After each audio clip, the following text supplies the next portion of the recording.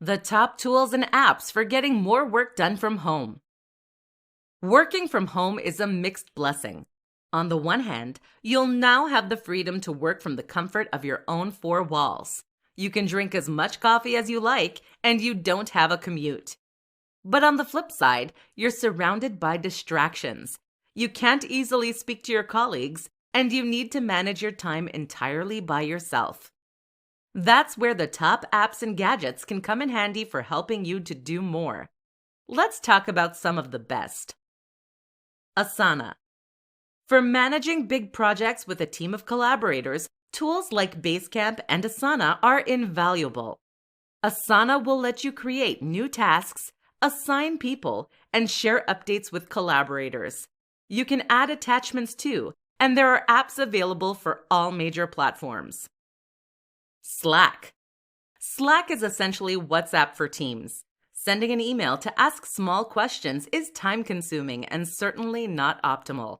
So Slack exists to let you speak to colleagues as you might do by tapping them on the shoulder in a real office setting. Watch out though, Slack can be a time sink. Todoist. If you tend to work solo, then Todoist is a similarly indispensable tool. This is a to-do app that will let you create tasks for yourself and set reminders. It's available on all major platforms, and there's even an Apple Watch app. The best feature of Todoist is the natural language interpretation. This lets you say things like, "Take the trash out every Monday," which will then automatically renew on Monday with a due date for that day. Notion. Notion is a note-taking app that is significantly more powerful than most of the competition.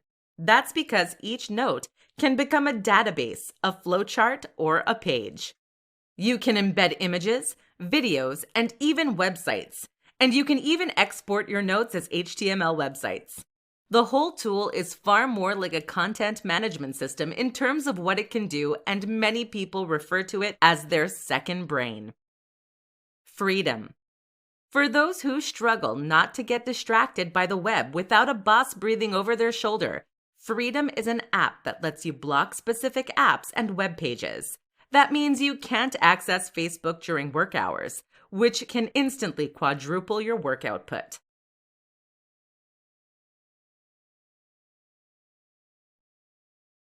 Why you should tackle the biggest challenge first. You sit down at your computer, boot it up, and take a look at your to-do list. What do you find? Several big projects and a slew of smaller tasks that need doing. That's before you've even opened your emails. So what do you do? Which projects to get started first? The answer? Whichever task is the biggest and most unappealing. This is what is referred to as eating the frog, which in turn comes from a Mark Twain quote. If it's your job to eat a frog, it's best to do it first thing in the morning. And if it's your job to eat two frogs, it's best to eat the biggest one first. Another way to look at this is like so. It's better to have a big project behind you than in front of you. The issue with trying to tackle smaller projects and tasks first is that they have a tendency of building up and running over. If you tackle a long list of to-dos, then you're going to find yourself having to tick a lot of things off before you ever sit down to work. This can leave you exhausted, but it also often means you won't actually have time to accomplish much else come the end of the day. As the day goes on, you also lose willpower and energy, meaning that you will tend to spend longer on those bigger projects. There's now a very real threat of it not getting done. Usually, the biggest and most unpleasant task is the one that will provide the most value. This is the one that clients pay the most for, or that is the most important for your employers. Thus, if you complete this task first, you know that you've accomplished the thing that is most valuable. You've done the actual work. This is also a great tool for building and developing the kind of willpower you need to stay productive and self-motivated. There is an exception to this rule, though, of course. That is when you have something that is urgent to do. If a task has a shorter deadline and is something you can't push back, then you should complete this first to avoid getting in trouble. then the next task will be the biggest and most challenging. Everything else goes on your to-do list. These 5 hacks will make working from home much more enjoyable. Working from home can be a mixed blessing. For some, this is an ideal way to spend more time in their own environment, to get away from irritating colleagues, and to get rid of the commute. For others, this can feel a little like being under house arrest. Here are some tips that will help to ensure you fall into that former camp. Adopt flexi time. Depending on your precise work arrangements, working from home probably means you now have the luxury of deciding how and when you wish to work. That means you can get up early and finish at 2 p.m., or you can have the morning off and work into the evening. Mess around with what works best for you. Listen to music. Music can make a huge difference to how long and dull a day feels, and it can also help to keep you focused by blocking out distracting sounds. Invest in some good noise-canceling headphones. Watch movies and TV. This might sound counterproductive, but in fact, you can actually watch movies and TV while working at the same time. This is a strategy that Tim Ferriss has been known to use and that is useful for distracting that more creative part of your brain that doesn't enjoy dull work. The key is to watch something you already know very well and to take the sound off. This makes it a background distraction that you can gaze at occasionally while touch typing. It's just enough stimulation to prevent you from getting pulled away from your work. Surround yourself with inspiration. Inspiration is one of the key and most important tools for getting more work done. If you can bring yourself to feel inspired by the work you're doing, then it won't be a struggle to get yourself to start it and see it through. What can help in this regard, then, is to surround yourself with things you personally find inspiring. That might mean examples of great works in your field, or just images of the people who inspire you. Spend time with others. With your office time gone, you might find yourself going a bit mad from the social isolation. A good solution is to spend lunchtimes with others or to meet after you finish work. You've traded time with irritating colleagues for time with the people you love. It's an upgrade. The perfect morning routine for a productive working day. What you do first thing in the morning will set the mood for the entire day to follow. If you have a strong, productive start to your day, then you're going to find it much easier to dive straight into work and get lots done. But if you allow procrastination to creep in at this early point, or if you engage in unhealthy habits, then you're going to find it's much harder to get work done. And this becomes doubly important if you're working from home. With no commute, you have every opportunity to take things slow and to forget about things like grooming. This makes a huge difference to your headspace going forward and seriously limits how productive you're likely to be as the day progresses. This is why the most productive and successful people in the world all have morning routines. In this presentation, we'll discuss some tips to help you create yours. Be realistic. The first and most important step is to make sure that any morning routine you devise is realistic. What that means is that you shouldn't try to come up with something that is extremely elaborate or lengthy, and certainly not to start with. If you've never been able to get up before 7 a.m., then what is the point in including that as part of your morning routine? If you have never stuck at meditation, then why claim you're going to do 30 minutes every morning? It is far better to have a simpler morning routine relying on a few rules, but that you will actually stick to. Use apps. There are plenty of apps out there, such as habit tracking apps, that are designed to help you stick to your goals and plans. Try using a few to see if they can help. Some key things to try. With all that said, here are some popular options to include in your morning routine. Exercise. This helps wake you up and encourages good habits. Meditation. Even 5 minutes will let you take control of your day. Minimal screen time. Many people believe they shouldn't look at any electronic devices for at least the first hour after waking up. Time outdoors. Spending some time outside will help set your body clock. To-dos. Writing a to-do list first thing is a great way to stay on top of things you need to accomplish. Try incorporating any of these that resonate with you and see how it changes your productivity during the day that follows. How to enter and stay in a flow state when working from home. Have you ever been working on a project when suddenly you find yourself falling into a perfect rhythm? After facing serious procrastination and resistance, all of that seems to fall away, and you find yourself in a perfect state of focus.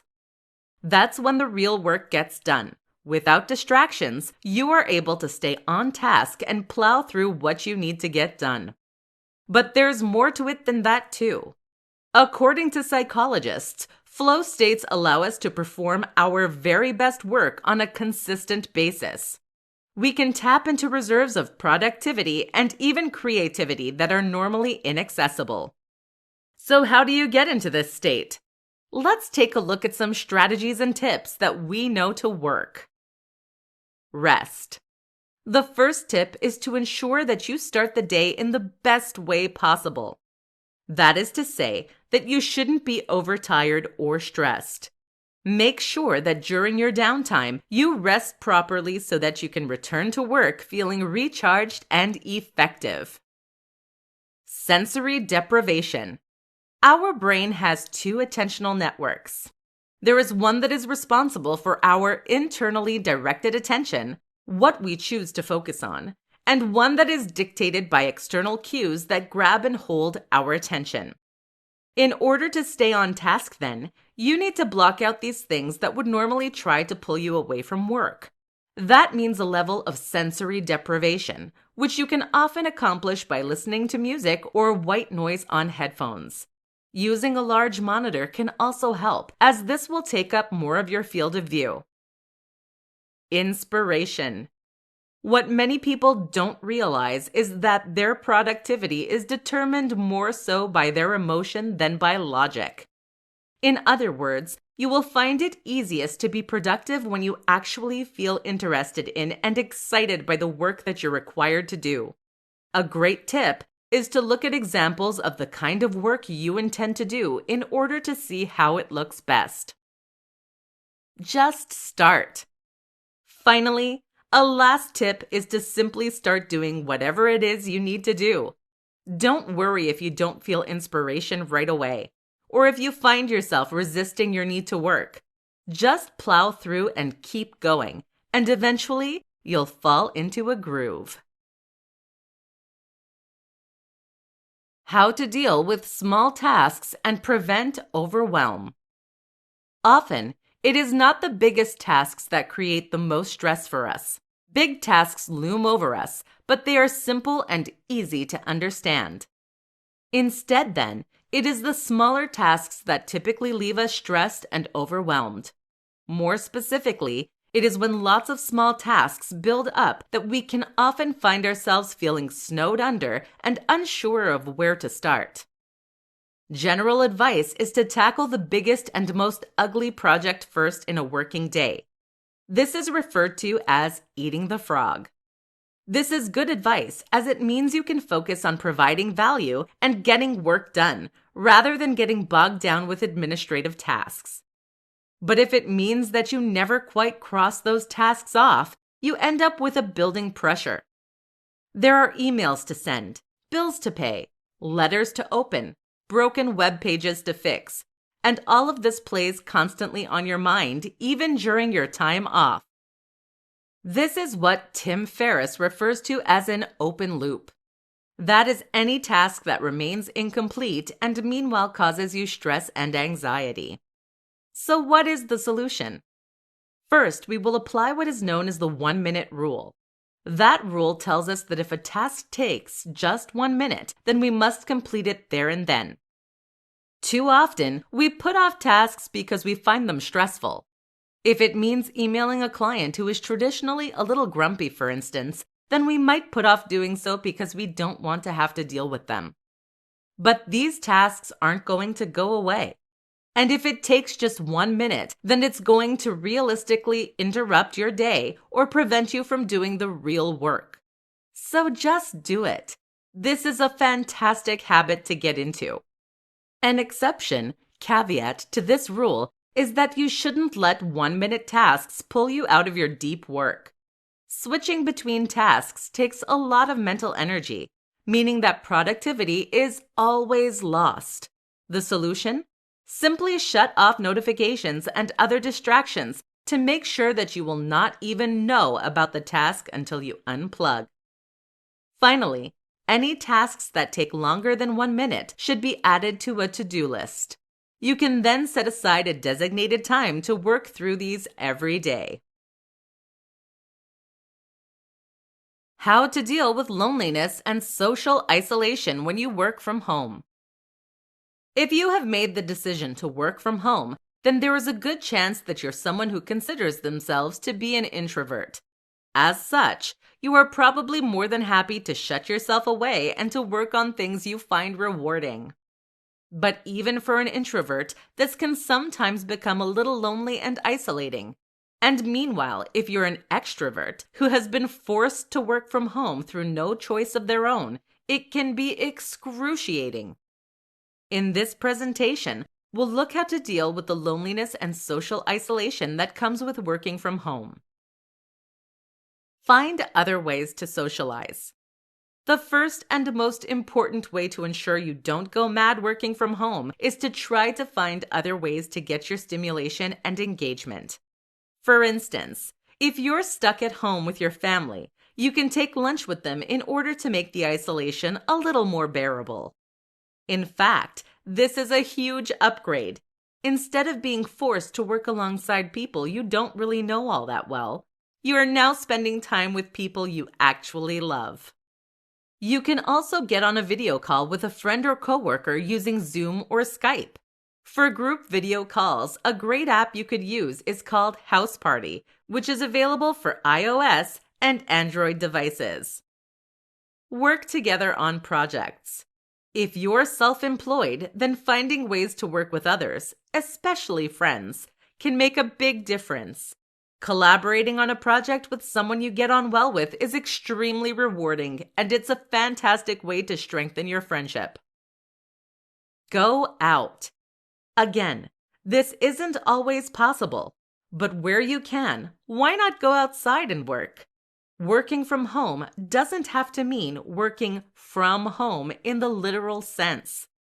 All it really means is working not at the office. So why not take your laptop to a cafe and get some work done there? Or alternatively, why not work on a park bench and enjoy the sun on your face?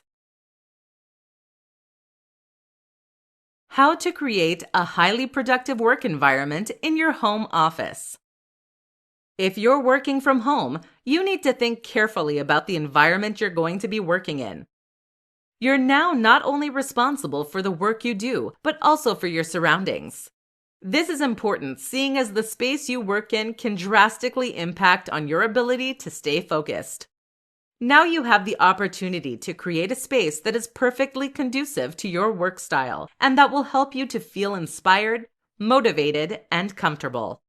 But too many people will find that the exact opposite thing happens instead. They end up working in squalor and feeling demotivated, cluttered, and distracted as a result. Listen up, and we're going to go over how to get this right and create a home office that you can't wait to sit down to work in. Eudaimonia Machine. The Eudaimonia Machine is a hypothetical architectural project described in Cal Newport's book, Deep Work. Here, Newport explains what the perfect space would be like in order to encourage focus and productivity. One of the key features of this space was a gallery of sorts including inspiring works and figures. Let's say that you're a writer then. This space might include a typewriter owned by a famous writer, a lot of impressive-looking books, or a quote from Shakespeare on a plaque. The idea of this is to help put you in the right headspace, to help you feel inspired and excited to get to work. comfort. Another important thing for a home office is comfort. When you are uncomfortable, whether that's because the seat is awkward or the desk is the wrong height, this steals attention away from whatever you're doing. Invest in a comfortable chair, an ergonomic keyboard, and anything else that will improve your comfort. Physiology. Physiological factors play a big part in our mental state. Things like the level of lighting, the amount of background noise, or even the temperature can all impact on mood and well-being. Make sure you have precise control over these things. Even smells can affect the release of neurotransmitters that impact on mood. Tools. Of course, the right tools will play a big role in helping you to be more productive, as will creating a work zone that will make everything you need easily accessible from your one spot. 5 tips for avoiding procrastination. Procrastination is the bane of working from home. If you're someone who works at home regularly, then you absolutely need to learn to avoid the temptation to spend the first hour and a half doing nothing at all. Otherwise, you're suddenly working 5-hour days instead of 8-hour days, and that's something your employers and clients are going to notice. In this presentation, we're going to look at 5 tips for crushing procrastination. Accountability. The problem is that there is no accountability for procrastination. This is why it is worse for those that work from home versus those that work in an office. In an office, people are looking over your shoulder, but here you can do whatever you like. One solution is to create stakes for yourself. An easy way to do that? Email your client and tell them that you're going to finish X amount of work and send it to them daily. Suddenly, the option to sit on your thumbs for the first few days on a project is gone. Work in a coffee shop. This won't always be possible depending on your circumstances, but when it is, working in a coffee shop or library is a great way to add some social pressure to your day. You can't sit playing Sonic the Hedgehog now because people will think you're odd. Speaking of which, coffee works great too. Set rewards. Try setting yourself small rewards for accomplishing set amounts of work each day. For example, if you finish the first 2,000 words of an essay you're writing, only then can you give yourself a cup of coffee. Make the project fun. Often, we put things off simply because we don't want to do them. This is why procrastination tends to rear its ugly head more when we're doing particularly dull and dry tasks. The solution is to find a way to make that task more interesting. For example, you might find a way to gamify it, or you may just find a way to add more creativity to the project. Rest properly. Finally, make sure you have some proper downtime and fun during your time off. Often we procrastinate because there are other things we want to do. If you never have time to play video games, read books, or browse Facebook, then that will start creeping into your work. So actually enjoy your time off, and you should find this changes. So what is the solution? First, we will apply what is known as the 1-minute rule. That rule tells us that if a task takes just 1 minute, then we must complete it there and then. Too often, we put off tasks because we find them stressful. If it means emailing a client who is traditionally a little grumpy, for instance, then we might put off doing so because we don't want to have to deal with them. But these tasks aren't going to go away. And if it takes just 1 minute, then it's going to realistically interrupt your day or prevent you from doing the real work. So just do it. This is a fantastic habit to get into. An exception, caveat to this rule is that you shouldn't let 1-minute tasks pull you out of your deep work. Switching between tasks takes a lot of mental energy, meaning that productivity is always lost. The solution? Simply shut off notifications and other distractions to make sure that you will not even know about the task until you unplug. How to create a strict routine when working from home. There are many things that you may find you struggle to come to terms with when you start working from home. This is a big shift in the way that you work and approach work, and the result is that many people struggle to adapt. One big example is that the onus is now very much on you to decide how you wish to work. That means that you need to think about how you want your workflow to work, what hours you're going to work, and which tasks you're going to prioritize. In this presentation, we're going to look at how to create a routine that will help you maximize your productivity and get more done. Be strict about downtime. The first tip that many people don't recognize is that it is just as important to be strict about downtime as it is to be strict about your actual work. That's critical because it is during your downtime that you're going to recharge for the day ahead. If you allow your work to creep into the rest of your day, then you're going to find that you end up failing to recharge your batteries properly. Thus, when you do start working, you will find that you have less energy and your mind is other places. Enjoy flexibility. With that said, it is entirely up to you how and when you work, depending on the nature of your work. In other words, if you're someone who works best in the mornings, then there's no longer anything stopping you from working from 6 a.m. to 2 p.m.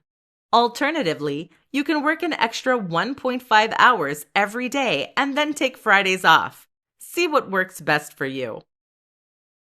Create accountability. Something else to consider is whether you have the ability to force yourself to be productive or whether you need an external form of accountability to make sure that you stay on course. Rather than create false stakes, setting punishments for yourself, etc., you can achieve this simply by changing the way you work with your boss or clients. For example, tell them that you will send in your work every single day. Suddenly, you have no option to procrastinate or to work slowly because they expect to see something at the end of every single working day. This can add a lot of discipline to your work process.